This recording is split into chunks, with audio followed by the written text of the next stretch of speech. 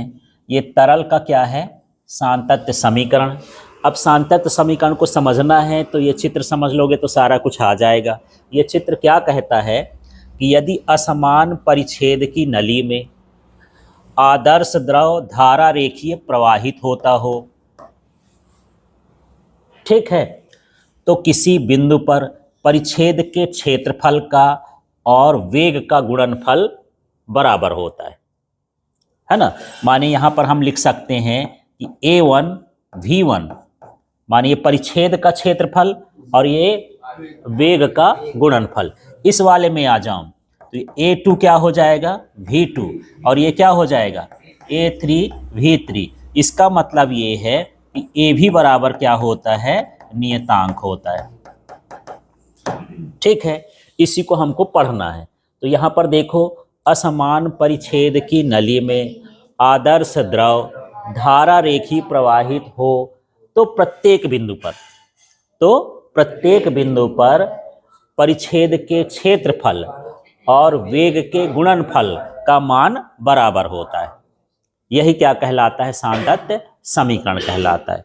इससे ये भी पता चलता है कि जो ये मैं यदि वेग को उधर भेज दूं या क्षेत्रफल को उधर भेज दूं तो ऐसा बन जाएगा V समानुपाती 1/A। ए को उधर भेजेंगे तो V इधर बचेगा और नियतांक को हटा देंगे तो नियतांक हटेगा तो समानुपाती आ जाएगा। इसका मतलब क्या हो गया, V समानुपाती 1/A। तो जो वेग होता है वो परिच्छेद के क्षेत्रफल का व्युत्क्रमानुपाती होता है। पर इसका अर्थ क्या है कि जब ये क्षेत्रफल ज्यादा रहेगा तो V का मान क्या रहेगा, कम रहेगा। मतलब इस जगह से यदि द्रव जा रहा है तो यहाँ पर कम वेग से जाएगा, इस जगह पर थोड़ा ज्यादा वेग से जाएगा, क्योंकि क्षेत्रफल जब कम होगा तो वेग का मान क्या हो जाएगा, बढ़ जाएगा। और यहाँ क्षेत्रफल और कम है तो वेग का मान और ज्यादा है।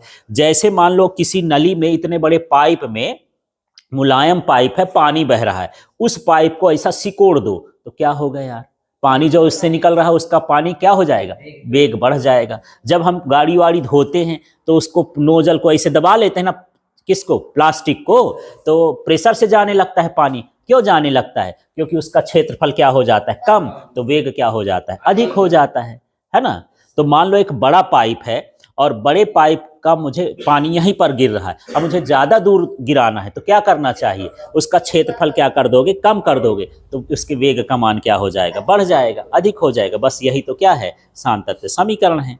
समझ में आ गया।